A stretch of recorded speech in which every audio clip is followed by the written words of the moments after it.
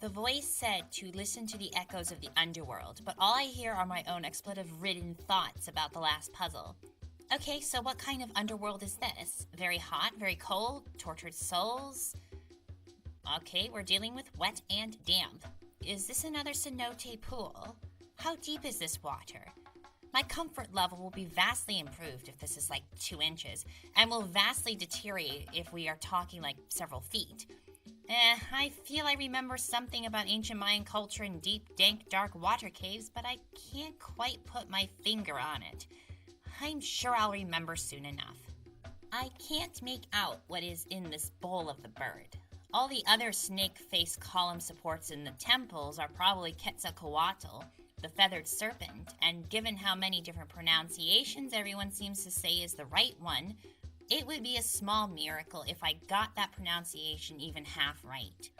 Anyway, this bird statue isn't probably that, but who is it, and what is it doing with a bowl full of jello? Well, it's better than what the skull next to it is trying to eat. I can't slip under these easily, nor would I want to try with all the water. It looks like an impression of a hammer is on the column nearby, although from the looks of it, it looks like Mario already took it earlier and it hasn't respawned yet.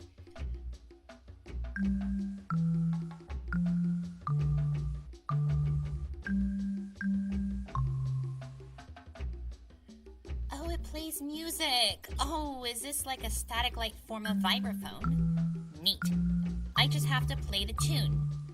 Sounds like the first note is the highest, last is the lowest, and it is descending only to ascend again, but not as high, so maybe it descends again to the middle, then up, then past. Anyway, wait, it doesn't matter, I can't even play this. I don't have a hammer yet.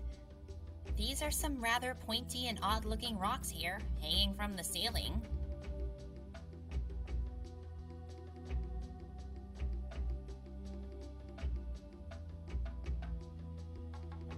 And suddenly the cave feels a hell of a lot bigger. Also, that is really deep. I have vertigo, and my crossing option is a plank of wood. Okay, maybe having the water wasn't such a bad idea, although now I am scared of the room I just came from since I now know that my worry about the water level was perfectly in tune. Well, now that I think about it, I'm pretty sure I'm starting to recall what the significance of the cenote pools were to Mayan religion. I believe they were entrances to the underworld. It would make sense, the kind of cave system that I'm in, and seeing that long drop just settles it, this is definitely the top portion of a vast cenote network. I'm still going to try to stay out of the water. Careful now. Okay, I'm in a room, an actual proper room where I can't fall off the floor. I wonder if I can talk to the lizard clerk over at the front desk there. That is a very ornate column. It looks like something important is there. Actually, it looks like something important should have been or used to be there. Where is the crystal gem for this temple, by the way? How much more should I search? The other temples were not like this. Even the skeleton temple didn't have an underworld in the basement.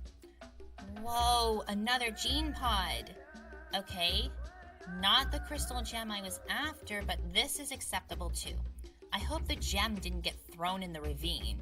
Anyway, unfortunately, it looks like the gene pod is surrounded by a bunch of useless junk on the floor. I wonder why it's stuck down here in this dark, damp cave. No. Wait. This actually makes perfect sense. An entrance to the underworld in Mayan religion is not just that. To them, it's a gateway to immortality. According to ancient Mayan belief, the cenotes were similarly seen as such. But this underground cave does have the same elements of what they would believe would be a passage to immortality. So this being the hiding spot for the gene pod, the device designed to grant said immortality at least to their children, makes actually a good deal of sense. Well, gene pods have telepathy sessions too. Let's try controlling what and who I see again. Trying to summon Taria didn't work before, so maybe I should set my sights on something more general. I am thinking... company saleswoman telling me about the gene pod as if I was a potential customer at a genetics expo in like some World Science Center in Sydney, Australia. You now possess an instrument of ultimate transformation. Each pod is an eternal spring of new powers for the body and the intellect.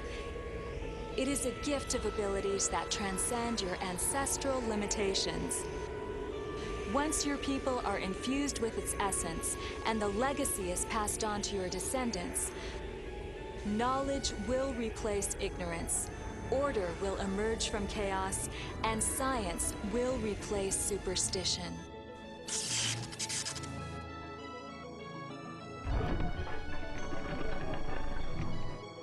Okay, 4 things. 1, it actually worked for once. That was exactly what I was thinking. Can I take 2, though? Is there a warranty on this? 2nd, hammer. I can play music now. 3rd, Indiana Jones, apparently.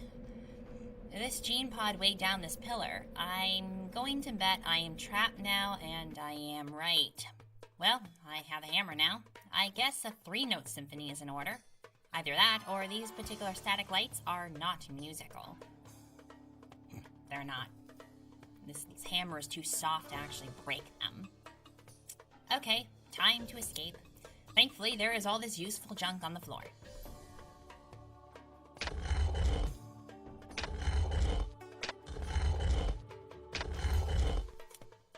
Okay, that looked right. No, that's wrong. No, that's also wrong. Oh, come on. I need to be in between. So this is going to take some precision. Given I don't have any form of weight measuring system, it's going to take a bit of luck, too.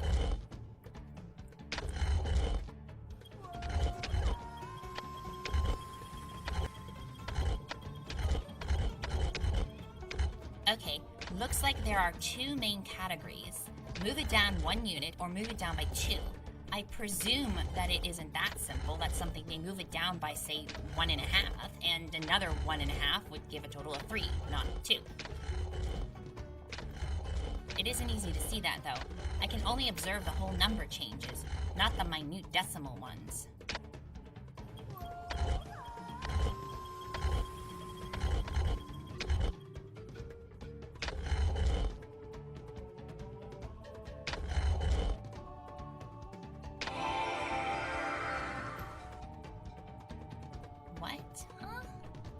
These had the same weight earlier when I tested them when nothing else was on.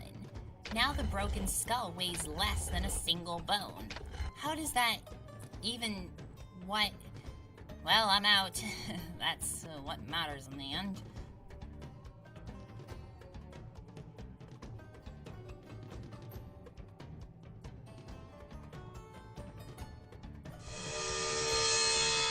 How pitiful. Must I be harassed to no end? So far this thing is just a troll. Or perhaps a worse version of Wowbagger the Infinitely Prolonged. All it does is teleport in, insult me, and then leave. Smugly satisfied it has done its best. I have a hammer so I can play this now. I suppose I must match the tune heard with the actual playing. I wonder if I have to get the rhythm right too. Hopefully not. Okay, without being blessed, or cursed, depending on how you look at it, with perfect pitch, then my only hope is via intervals. Whilst this sounds very Key of C-ish, what I am interested in is actually how the intervals between the notes are lining up. The first note sounds the highest, and the last note sounds the lowest.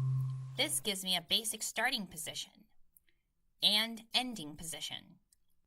The next notes sound like a down, up, down situation. So the second note, not being the lowest obviously, must be one of the 3 middle ones. But the third note, the one after that, goes up, but does not reach the level of the first one. So there needs to be something in between. So that scratches out the second one from the right. So there are only 2 remaining candidates. But if I go even further in the piece, then I notice that the last down in that sequence, before it jumps back up to the highest note.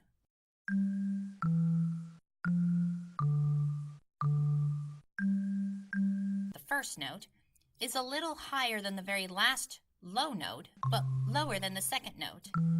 So once again, I need a note in between. Based on this process, I figure that the highest note is first, followed by the middle. Then I go up, but not back to where I started. Then I jump down to follow the pattern, skipping the middle note, and I have to hit it again. It's not too difficult to hear that two notes sound the same. And then there's quite the jump back up to the first note I hit. Now this is where, if I am wrong, I would likely be here because I am making a very far jump, but I'm pretty sure that this is it. And then finally the last note.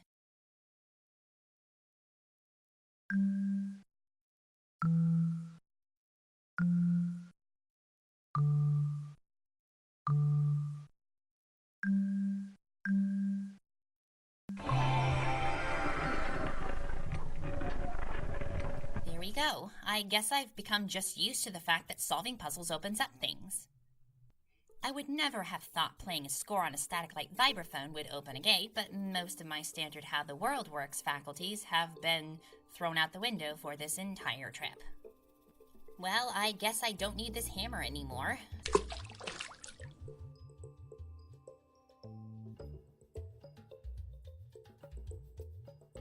Oh, another skull with a dislocated jaw. It looks like it lost its jaw due to a funny comedic act.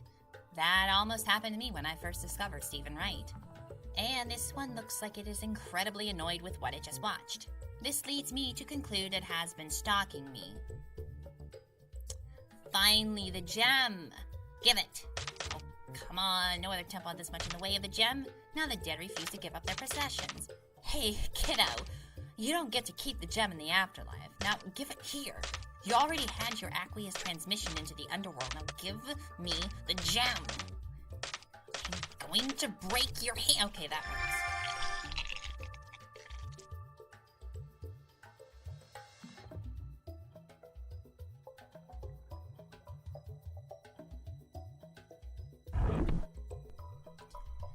Maybe I shouldn't have thrown away the hammer.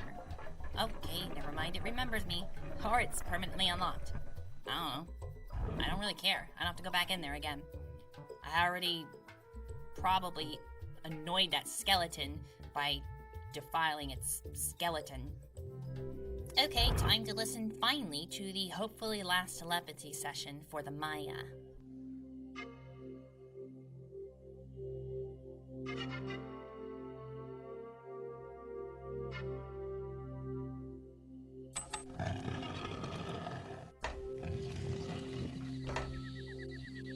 Time has no beginning and no end, but is a great cycle.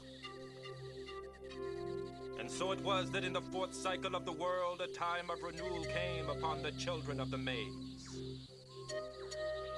The god of all knowledge, Itzamna, came down from his dwelling place among the stars to offer a wondrous destiny to our people. And our priest did accept this gift.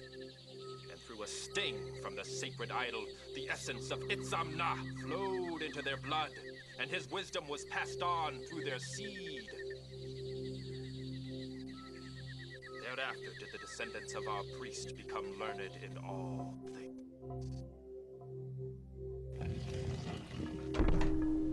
If time has no beginning and no end, as you just said, then where do you start counting to get the fourth cycle? Anyway, he is referring to the gene pod as the idol, probably, with the whole wisdom being passed on through the children, or as he put it, their seed. I mean, better words could have been chosen. I very rarely hear the words seed said with the level of creepiness that he just provided. I personally probably would have said their egg, but that's different perspectives for you. Anyway, enough. Here is an image of a Mayan holding an artistic interpretation of said egg where the gifted child will burst out with better knowledge. I could have thought of a better metaphor for that. I'm sure in time I'll think of a better one. But for now, I want to leave. Anyway, back to the jungle and to the Sun Temple. This was the last gem I needed to get in there, and I am pretty sure that that's where the time gate's going to be. To the jungle. Hopefully I can avoid that parrot. Hang on, wait. Before I left, that parrot was muttering some random story about George Washington. But this is according to Alex's journal and his star watching, around 1135 AD. Old George is not that old. Okay, maybe I should say goodbye to the parrot, and in doing so, see if I can figure out what the hell is with him. I told Leonardo it would never work, and you just can't fly by screwing around! Oh, hello, Lady Redmark. Good to see you again. I hope you got my entire story. It feels like I've been telling it for months. You heard it, right? No. To which I think whatever set of other jungle sounds produced the destructive interference. But I did catch the George Washington part. He hasn't been born yet. Which means... Yes, you sussed it out. I'm not exactly native to this time either. I would have left, but the puzzle to the time gate in the Sun Temple is impossible. I'm sure I can figure it out. Yeah, no, I mean, it is literally impossible. At least some configurations appear to be. Eventually, I just got annoyed and perched up here. I would have left already, but that other guy that came here who used the portal didn't bother to say he was leaving, so I missed my window. But if you're leaving, I can come with you.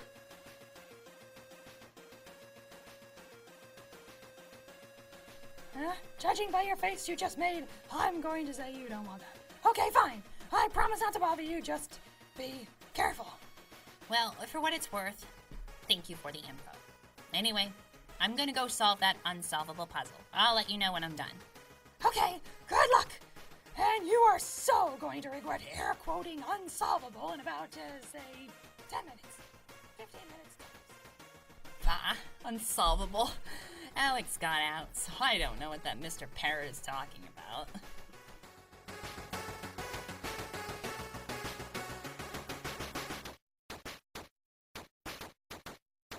Oh, great.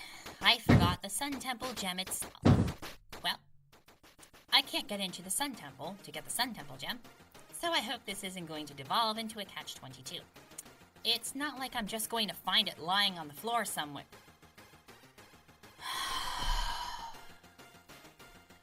I remember what happened last time I said that. I'll go check the floor of the temple, or more properly referred to as the grounds.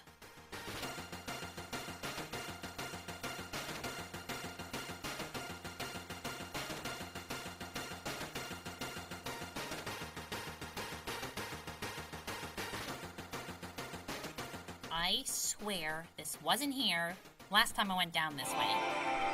Anyway, here it is. So, to the temple for real.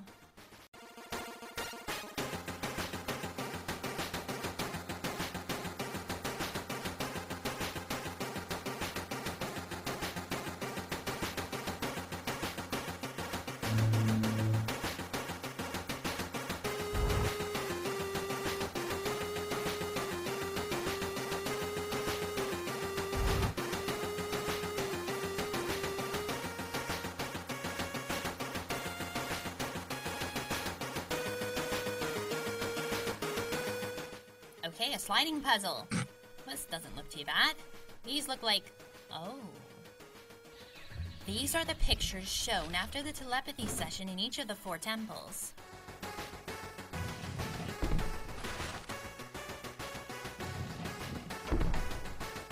First off, each piece makes up one of a set of 4 pieces for a single picture.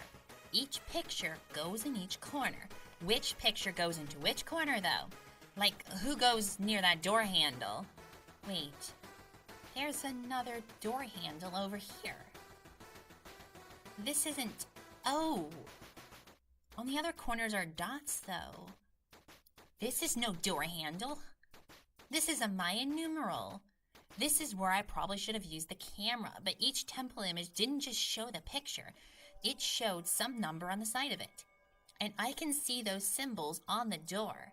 For instance, the person carrying the sponge rock weight has a 2 on its left. Well, there is a 2 on the bottom left. The person holding the gremlin portal, I told you I'd find a better metaphor for it, has a 5 on the right side of it. That line is not just for show. There is a 5 on the bottom right. The crocodile with the friendly local has 1 on the right, seen here in the top right. And finally, the bouquet express owl people have a 5 on the left, which here is in the top left. I probably should have paid more attention earlier to those pictures. I focus on the picture itself, but the symbol on the side was a hindsight, and the symbols on this door are hard to make out, so... Still, at least I know where things need to go. I just need to figure out how to put them there. First order of business. Find the picture that has a piece missing. I must solve that last. Second, find something I want to solve now and collect all the pieces. Now, personally, I like to think of sliding puzzles as trains. I want to slot in pieces into the corner, so I think, where am I entering the corner, and where I am quote-unquote exiting. Essentially, if, for instance, I take a stream of 4 pieces into the lower right corner, that means that the piece at the head of the train must be the piece at the lower left, since after I move the train through every square in this mini 2x2 area, that's where it will end up. Therefore, the second member of the train must be the piece that goes in the upper left. The penultimate piece is the upper right, and finally the caboose must be in the lower right. Quick aside, the lower right for the crocodile feels a bit confusing to me. The color is a bit off and is a bit difficult to tell it goes with the one above, but in the complete picture is a lot cleaner. Of course, this implies that I can open up the piece ahead of the train in order to move everything properly. As time goes on, I might have to get more creative how I build the train.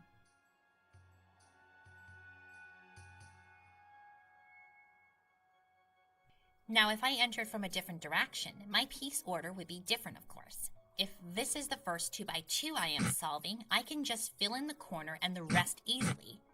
But this technique helps when things get kind of crowded, and I don't want to mess up existing solutions I might already have. Oh, they freeze into place. Well, I guess I can't mess it up even if I wanted to. So the idea, build the train off somewhere else. So my main focus will be not trying to place one piece at a time in the right place, because otherwise I'll keep ending up in situations where my only option is to slide something else out of the way. My main focus will be on building trains. It's like my child years all over again. When my dad got me a train set, oh, that was so much fun until I stuck my finger on the train and broke it. Both the finger on the train. That was a bad idea. But I was like 8. That's not important.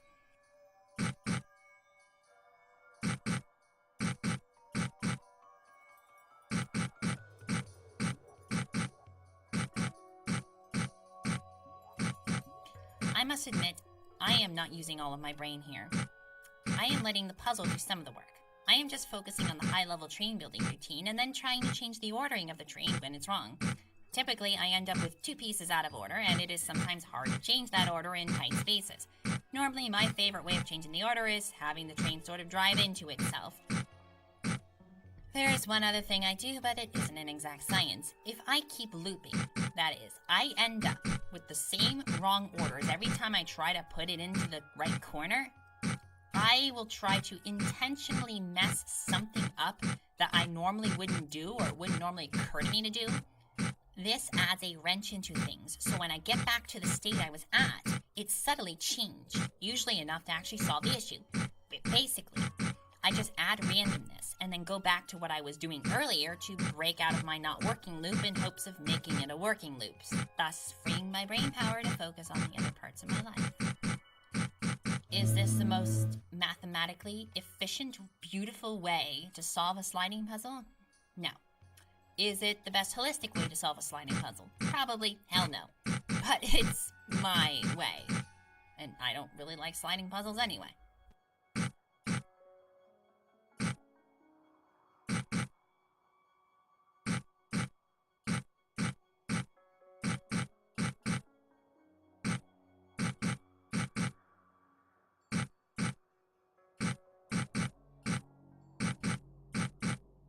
Alright, almost done here. What? No. This is bad. There's no reordering of this train. The whole thing is derailed. Oh my goddess, the parrot was right.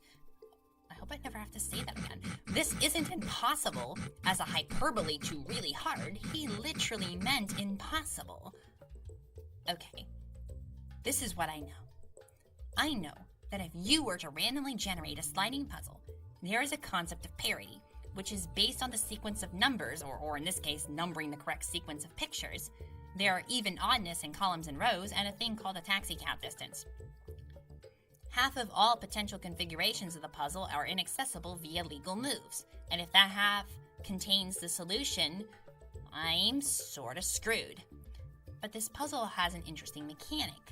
This freezes in tiles, so you can't mess up with something you already solved. Which raised the question, did I put myself in an unwinnable situation starting from a solvable state? Or is this thing just sometimes unsolvable, and I'll go madder than I normally am, just trying? Okay, let me work through this. First, explain parity, determine how to calculate it, determine if I have the power to ruin myself or if it all's the puzzle's fault, and ensure before I attempt to solve that I am working with a randomized puzzle that has the right parity. I am not going to explain a proof of the whole concept of determining parity because I actually like my time. Also, I'd probably get it wrong and it isn't entirely relevant to this. All I want to know is an early warning system to tell me if I should waste my time trying to solve the puzzle. That is all I care about. The empty square is always somewhere different, and its location is very important in this calculation.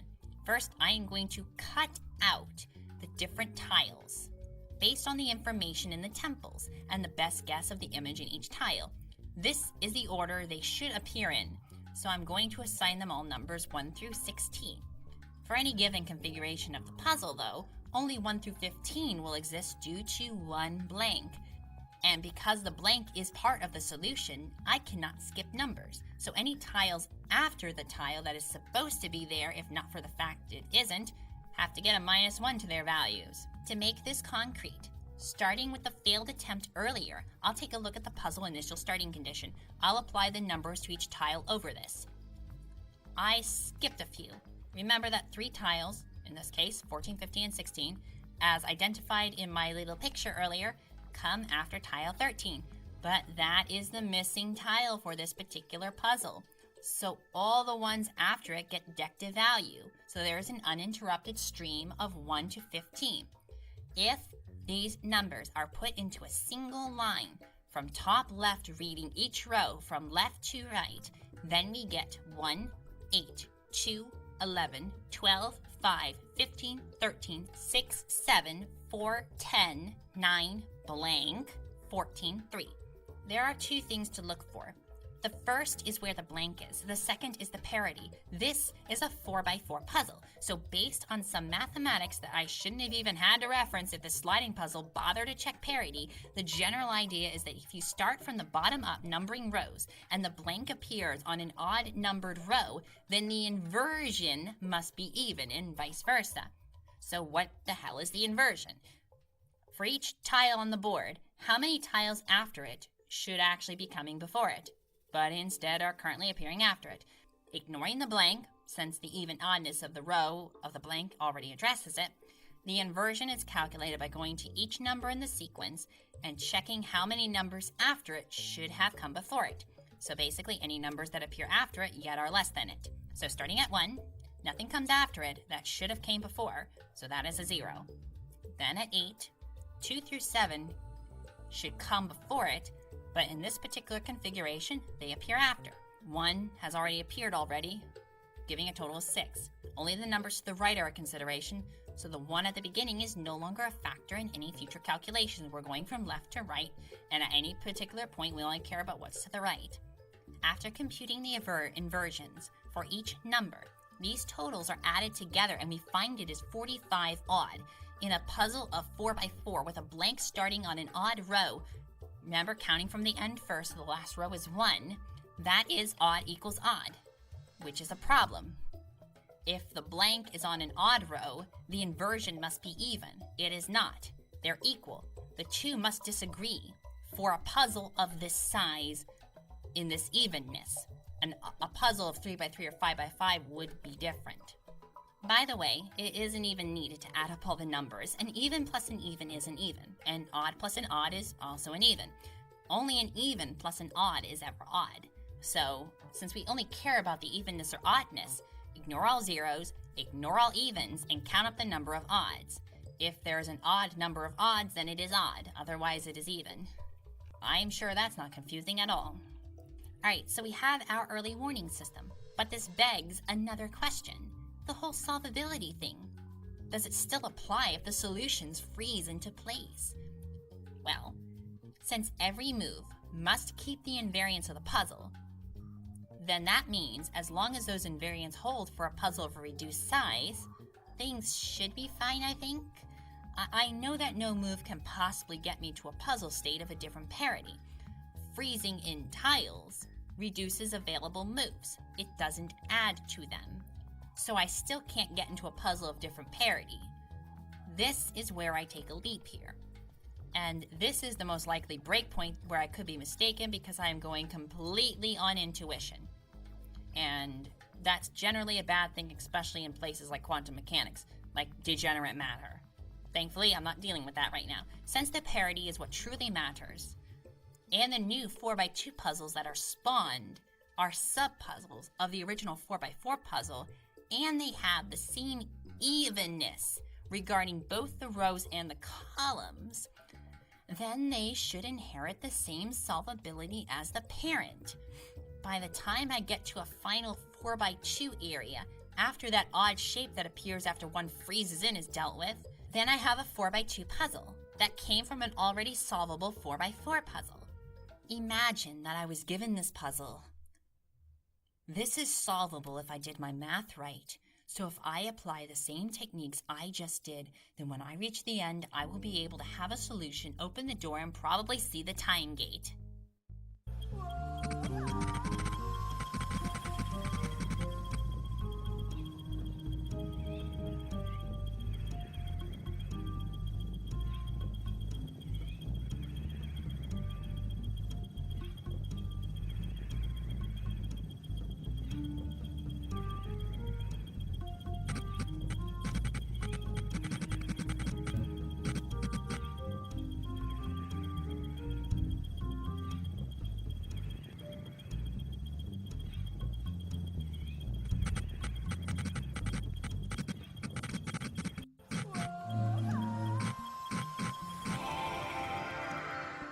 Well, I could do all that now that I calculated a proper parity, and now that I am sure that I cannot ruin myself as long as I don't, solve the diagonal ones first. Although it would be kind of badass to solve and freeze in the diagonal ones and have the puzzles in such a way where the other two slide into place, but I'm not going to do that. But the thing is, I don't want to go through this all. I already have to go through this all because the ancient Mayans didn't check their parity in the puzzle. I should have something in my bag for this occasion. Hang on. There it is. C and 3/4. A less explosive version of C4. I'm glad I have it. I always bring it with me for special occasions. This should blow the door open.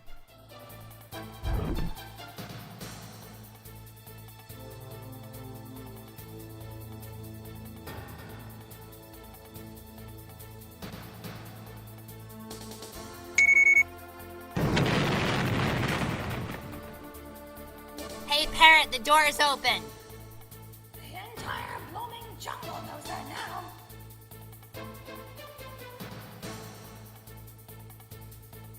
Okay, looks good. The jaw of the skull above has flown off, unfortunately, and he looks a bit annoyed now, but I would be too if someone blew up my door.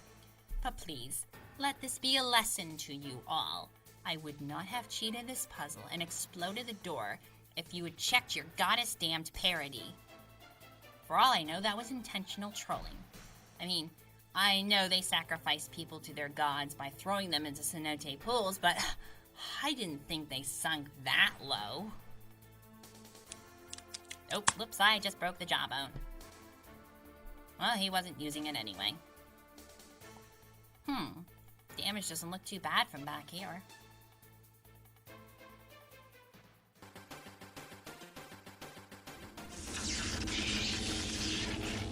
We're not alone, my friend. There's a malevolent presence roaming these worlds. No, really, I hadn't noticed. A force, a being, that can travel through the time gates at will, and it has hounded me throughout my journey. I I didn't stumble into this trap. It put me here. From its actions, I deduce it's some sort of garden left behind to turn back intruders. I should have told you sooner, I know. But I couldn't risk your abandoning me. I'm certain this guardian was meant to serve some useful purpose, but its behavior is so schizophrenic. I suspect it's acting beyond its original mandate, as if motivated by self-preservation. With all the challenges it has put me through, not once has it attempted to kill me. But then, one never knows.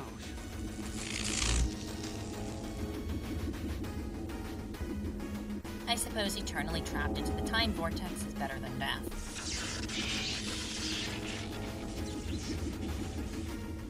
Wait.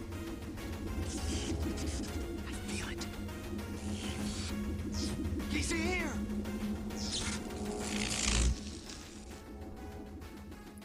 Not falling for that trick, Alex.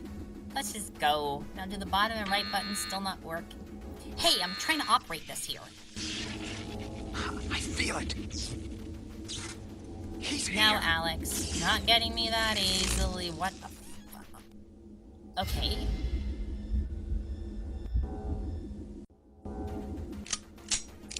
I don't see anyone. But now I'm afraid to go into that damn portal. Okay, well, on the other end of that blasted open door is the world of ancient Maya, emphasis on the ancient part. And a potential other end of this portal is the hopefully calmer Anasazi culture. Well, as long as it's not during one of their periods of potential cannibalism. That wasn't the best time. They had ups and downs with their droughts. Well, I'm not staying here.